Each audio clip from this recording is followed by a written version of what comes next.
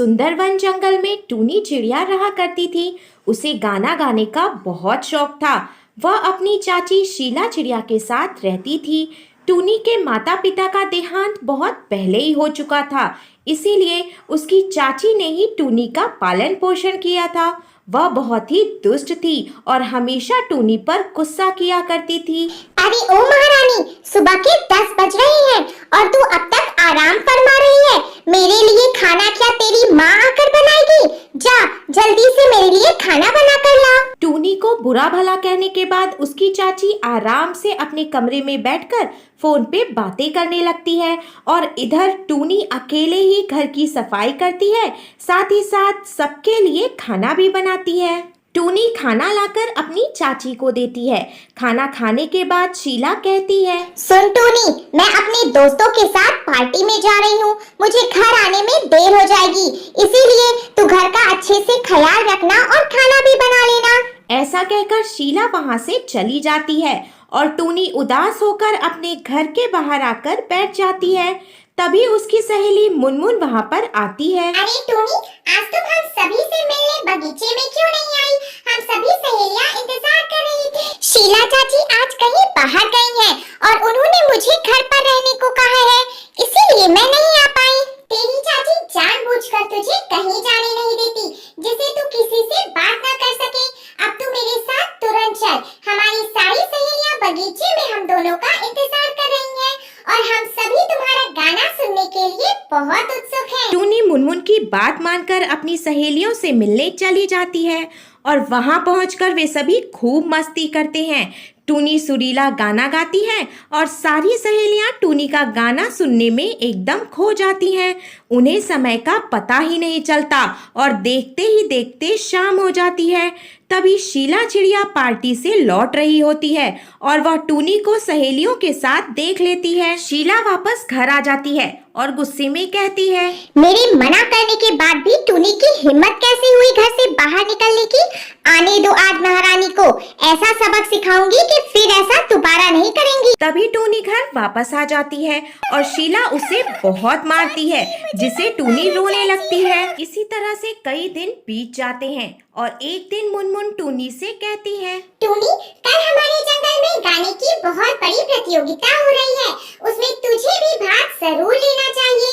तू तो कितना अच्छा गाती है और जीतने वाले को 10 लाख रुपए का इनाम भी दिया जाएगा। पर मुनमुन, तू तो जानती है ना, पिछली बार जब मैं अपनी सहेलियों से मिलने गई थी तो चाची ने मुझे कितना मारा था।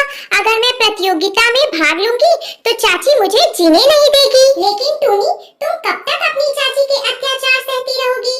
तुम तो जानती हो ना वो तुमसे कितना जलती है, इसीलिए वो तुम्हें कभी कामयाब नहीं होने देंगी।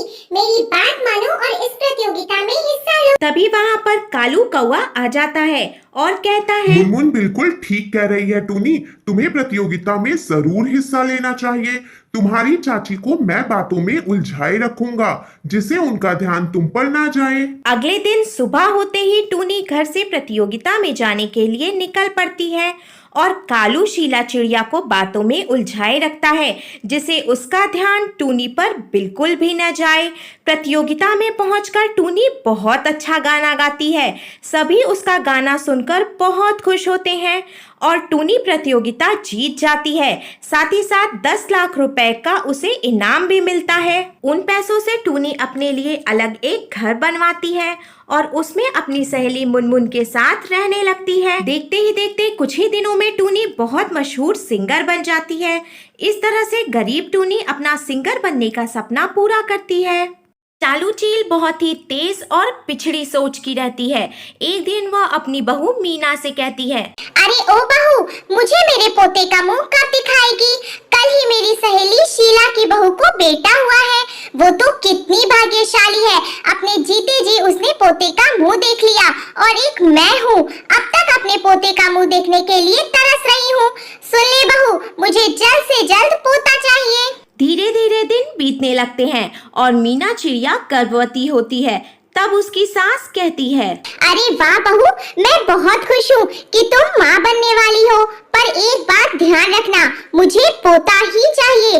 अगर तुमने लड़की को जन्म दिया तो मुझसे बुरा कोई नहीं होगा, समझी? पर मीना चिड़िया को बेटी पैदा होती है जिसका नाम वह टूनी रखती है। तभी उसकी सास कहती है, मैंने पहले ही कहा था मुझे पोता चाहिए, तो तूने लड़की को जन्म क्यों दिया? पर माँ जी, बेटा होगा या बेटी, ये सब तो भगवान के हाथ में है। हम इंसान तो कुछ भी नहीं कर सकते। और आजकल लड़कियां भी लड़कों के बराबरी में चल रही हैं। वे भी नौकरी करती हैं, पढ़ती लिखती हैं। लड़कियां कम नहीं है माँ जी। टूनी बहुत ही समझदार, मेहनती और साफ दिल की रहती है। वह अपने परिवार से बहुत ज्यादा प्यार करती रहती है। कुछ दिन बाद मीना फिर से माँ बनती है और इस बार उसे बेटा होता है। अब तो उसकी सास की खुशी का ठिकाना ही नहीं रहता। वह झूम कर नाचने लगती है और अपनी सहेली शीला से मिलने जाती है और कहती है, लो बहन, मिठाई खाओ, मेरे घर पोता हुआ है। आज मैं बहुत खुश हूँ, मेरे कुल का दीपक आया है। तब उसकी सहेली कहती है, अरे वाह बहन, तुम्हें बहुत बधाई हो। पर इसके पहले जब टूनी हुई थी तब तुमने मिठाई क्यों नहीं खिलाई?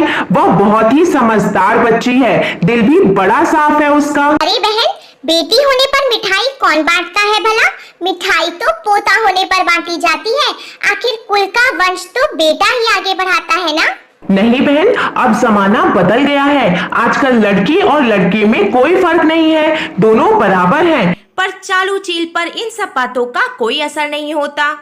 एक दिन चालू चील अपने पोते मंटू को बर्गर खिला रही होती है। तभी पीछे खड़ी टूनी देख लेती है और वह अपनी दादी से कहती है, दादी दादी, मुझे बर्गर बहुत पसंद है, मेरे लिए भी मंगा दो ना, मैं भी खाऊंगी। तब चालू चील कहती है, चल भाग यहाँ से, बड़ी आई बर्गर खाने वाली। ये सब कुछ तो सिर्फ मेरे पोते मंटू के लिए है, तेरे लिए नहीं। ये सुनकर टूनी रोने लगती है। चालू चील अपने पोते मंटू का एडमिशन शहर के सबसे बड़े स्कूल में करवाती है जिसे वह पढ़ लिख कर खूब बड़ा डॉक्टर बन सके। तभी टूनी चालू चील से कहती है, दादी, मैं भी पढ़ना चाहती हूँ, मेरा भी एडमिशन मंटू के स्कूल में करवा दीजिए ना। तुझे पता भी है वो कितना महंगा स्कूल है।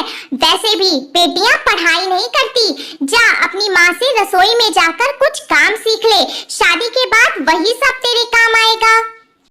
टूनी रोते हुए अपनी माँ से कहती है, माँ, दादी मेरे साथ इतना बुरा व्यवहार क्यों करती है?